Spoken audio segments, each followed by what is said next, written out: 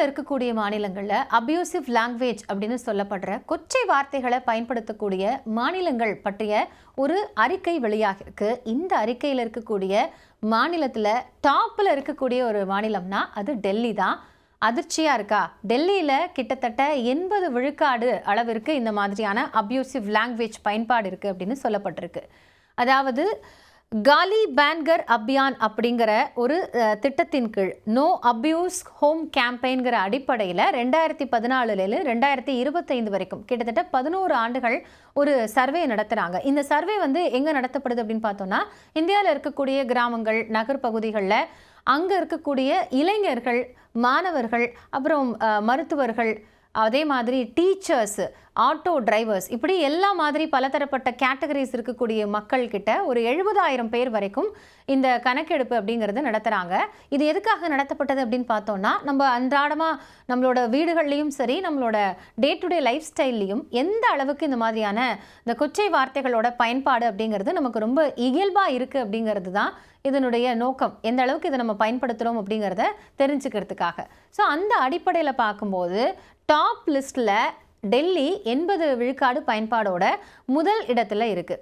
டெல்லியை பொறுத்த வரைக்கும் நம்ம எல்லாருக்குமே தெரியும், ரொம்ப ஒரு பொல்யூட்டடான ஒரு ஸ்டேட் அப்படின்னு சொல்லலாம். பாப்புலேஷன் ஒரு பக்கம், அதே மாதிரி அவங்களோட அந்த டெய்லி லைஃப் இருக்கு இல்லையா, ஃபாஸ்ட் ஃபேஸ் லைஃப் ஸ்டைல் அப்படிங்கிறதுனாலேயே ஸ்ட்ரெஸ் காரணமாகவும் அவங்களுக்கு இருக்கக்கூடிய அந்த ஒரு விதமான அழுத்தம் அப்படி காரணமாகவும் நிறைய அந்த வார்த்தை பயன்பாடு அப்படிங்கிறது அதிக அளவில் வெளிப்படுறதை பார்க்க முடியுதுன்னு சொல்கிறாங்க. குறிப்பாக சொல்லணும்னா, ஒரு டிராஃபிக்கில் போகிறாங்க அப்படின்னா அப்போ அவங்களால அந்த ஃப்ரஸ்ட்ரேஷனை ஹேண்டில் பண்ண முடியாமல் அவங்க வெளிப்படுத்தக்கூடிய வார்த்தைகளில் அபியூசிவ் லாங்குவேஜ் அதிக அளவில் இருக்குது அப்படின்னு சொல்லப்படுது. அதனால தான் டெல்லி 80 விழுக்காடோட டாப்பில் இருக்குது. அடுத்தபடியாக பார்த்தோம் அப்படின்னா, இந்த லிஸ்ட்டில் 2வது இடத்துல இருக்கக்கூடிய மாநிலம் அப்படிங்கிறது பஞ்சாப். 78% 2வது இடத்துல இருக்குது. பஞ்சாப் அப்படின்னாலே இயல்பில் நமக்கு என்ன தெரியும்னா, ரொம்ப போல்டாகவும் எக்ஸ்ப்ரெசிவாகவும் இருக்கக்கூடிய மக்களை கொண்ட ஒரு மாநிலம் அப்படின்னு சொல்லப்படுது. ஆனால் அங்கே அவங்களோட கல்ச்சர் படி பார்த்தாலே எப்படி இருக்குது அப்படின்னா, ஒரு ஹியூமராக பேசிக்கக்கூடிய விஷயத்தில் அல்லது ஒரு ஃப்ரெண்ட்லி நேச்சர்லேருந்து இந்த மாதிரியான அபியூசிவ் லாங்குவேஜ் அப்படிங்கிறது பயன்படுத்துகிறதா சொல்லப்படுது. அது என்ன ஆகும் அப்படின்னா, கேட்கக்கூடிய ஒரு கான்வர்சேஷனில் ரொம்ப இயல்பாக இருக்கும்போது அந்த கான்வர்சேஷனில் இருக்கிறவங்களுக்கு அது பெருசாக தெரியாது. ஆனால் அது ஒரு அவுட் சைடராக பார்க்கும்போது ரொம்ப ரூடான ஒரு மனநிலையிலேருந்து ரொம்ப ஸ்ட்ராங்கான வேர்ட்ஸ் பயன்படுத்துகிறாங்க அப்படிங்கிற மாதிரி தென்படும். ஸோ அந்த அடிப்படையில் பஞ்சாப் 2வது இடத்துல இருக்குது. அடுத்தபடியாக 74% உத்தரப்பிரதேசம் 3வது இடத்துல இருக்குது. உத்தரப்பிரதேசமும் பீகாரும் ஒரே இடத்துல இருக்கிறாங்க, டாப் 3ல்.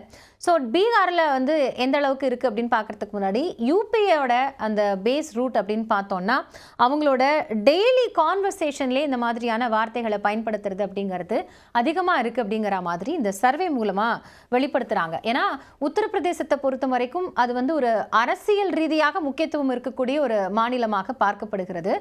அதிக அளவிலான தொகுதிகளை கொண்ட ஒரு மாநிலம் அப்படிங்கிறதுனாலேயே இந்த அரசியல் காலங்களில் நடக்கக்கூடிய பேரணி, அப்புறம் அது மட்டும் இல்லாமல் பரப்புரை நடத்தப்படக்கூடிய அந்த கூட்டங்கள், லோக்கலாக நடக்கக்கூடிய இந்த உள்ளூர் சண்டைகள், இந்த மாதிரியான இடங்கள்லாம் அதிக அளவில் இப்படி கொச்சை வார்த்தைகளுடைய வெளிப்பாடு அப்படிங்கிறது ரொம்ப இயல்பாக இருக்குது அப்படிங்கிறதையே பார்க்க முடிகிறது. அதுக்கு அடுத்தபடியாக பார்த்தோம் அப்படின்னா பீகாரை பொறுத்த வரைக்கும் அங்கே இருக்கக்கூடிய ரூட், அந்த மக்களினுடைய தன்மை அப்படிங்கிறது ரொம்ப ஸ்ட்ரெயிட் ஃபார்வர்டாக இருக்கக்கூடிய மக்கள் அப்படின்னு சொல்லப்படுது. அதே மாதிரி அவங்களோட எமோஷன் எக்ஸ்பிரஷன்ஸ் அப்படிங்கிறதுமே ரொம்ப ஸ்ட்ராங்காக இருக்கும். அதனால தான் பீகாரை பொறுத்த வரைக்கும் இப்போ வரைக்கும் இந்த கிராம பகுதிகளையும் செமி அர்பனாக இருக்கக்கூடிய பகுதிகளையும் இந்த மாதிரியான அபியூசிவ் லாங்குவேஜ் பயன்பாடு அப்படிங்கிறது அதிக அளவில் இருக்குது அப்படின்னு சொல்லப்படுது. ஒரு கட்டத்துக்கு மேலே அது லோக்கலாக நடக்கக்கூடிய இந்த வார்த்தை பரிமாற்ற அது கைகலப்பா மாறக்கூடிய ஒரு சூழல் இருக்கு அப்படிங்கிறதையும் இந்த கணக்கெடுப்பு ஒரு தகவலா உணர்த்தியிருக்கு. அடுத்த இடத்துல இருக்கிறது ராஜஸ்தான். 68% அளவிற்கு அங்க இந்த மாதிரியான அபியூசிவ் லாங்குவேஜ் பயன்பாடு இருக்கு அப்படிங்கிறத இந்த ஆய்வு மூலமாக தெரிய முடிகிறது.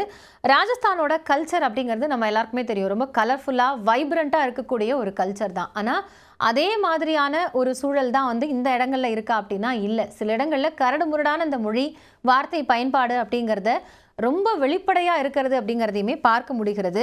குறிப்பாக சொல்லணும் அப்படின்னா, இந்த கிராம கூட்டங்கள், சில நேரங்களில் நடத்தப்படக்கூடிய இந்த திருவிழாக்கள், இந்த ஃபன் மீட் அப்படின்னு சொல்லப்படக்கூடிய விழா கூட்டங்கள், இந்த மாதிரியான இடங்கள்லாம் ரொம்ப இயல்பாகவே வெளிப்படுறது அப்படிங்கிறத கொச்சை வார்த்தைகளோட பயன்பாடை வந்து அதிக அளவில் பயன்படுத்துறதாகவும் சொல்லப்படுது.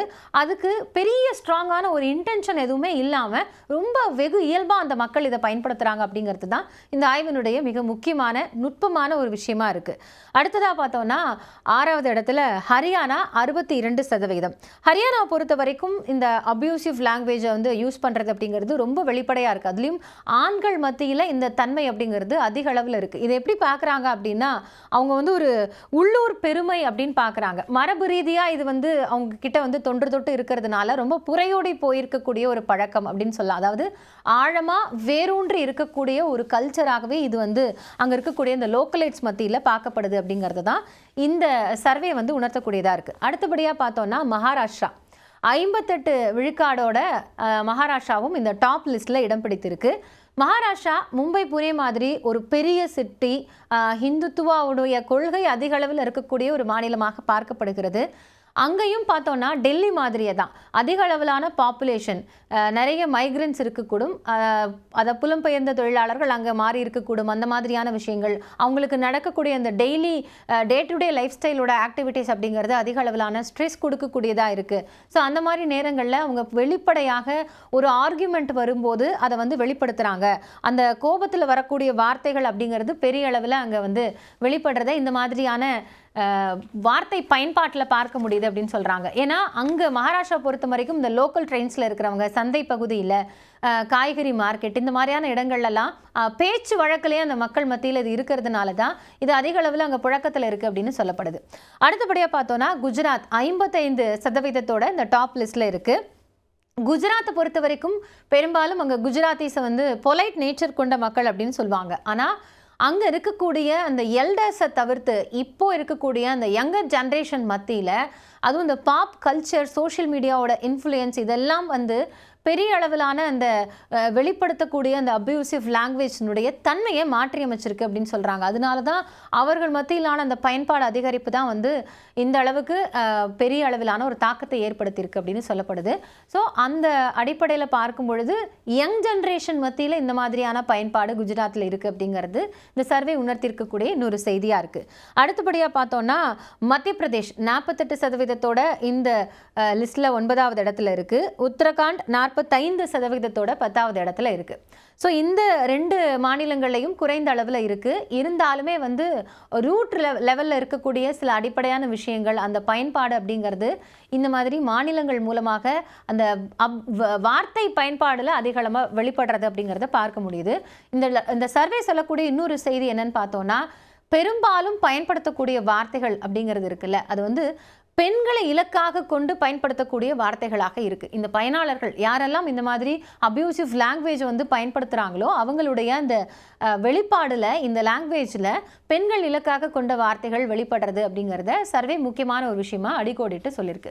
11 ஆண்டுகளாக நடத்தப்பட்ட ஒரு சர்வேயின் அடிப்படையில் ரொம்ப லீஸ்ட்டாக அப்போ எந்த மாநிலம் தான் இருக்குது அப்படிங்கிற ஒரு கேள்வி எழலாம் இல்லையா? 15% ஜம்மு காஷ்மீர் மாநிலம் தான் லீஸ்ட்டாக இருக்குது. ஜம்மு காஷ்மீர் பொறுத்த வரைக்கும் அங்கே இருக்கக்கூடிய ட்ரெடிஷ்னலான அவங்களோட கல்ச்சர், அவங்களோட நேச்சர், பொலைட்டான அந்த ஒரு தன்மை, இது எல்லாத்தையும் தாண்டி அவங்களுக்கு இருக்கக்கூடிய அந்த ஒரு அமைதியான பேச்சு திறன் அப்படிங்கிறதுனாலேயே இது பெரும்பாலும் அங்கே வெளிப்படலை அப்படின்னு சொல்லப்படுது. அதே மாதிரி இன்ட்ரெஸ்டிங்கலி இன்னும் கான்ட்ராஸ்டான ஒரு விஷயம் என்ன அப்படின்னா, நார்தர்ன் ஈஸ்ட் ஸ்டேட்ஸ்லாம் இருக்கு இல்லையா, அங்கே வந்து 20% 30 விழுக்காடுக்குள்ளே தான் இந்த மாதிரியான அப்யூசிவ் லாங்குவேஜ் பயன்பாடு அப்படிங்கிறது இருக்குது. ஏன்னா பெரும்பாலும் அங்கே இருக்கக்கூடிய மக்கள் இந்த பழங்குடியின மக்களாக இருக்கிறதுனால அந்த கல்ச்சர் ஓரியன்டாக அவங்க ரொம்ப அதில் ஸ்ட்ராங்காக இருக்கிறாங்க. அதனால அந்த இடங்களில் இது மாதிரியான அப்யூசிவ் லாங்குவேஜ் பயன்பாடு குறைவாக இருக்குது அப்படின்னு சொல்லப்படுகிறது. ஸோ நீங்கள் எந்த ஸ்டேட்டில் இருக்கீங்க, இந்த மாதிரியான பயன்பாடு அப்படிங்கிறத நம்ம என்ன விஷயங்கள் மூலமாக தவிர்க்கலாம் அப்படிங்கிறத நிச்சயமாக கமெண்ட்டில் போஸ்ட் பண்ணுங்கள்.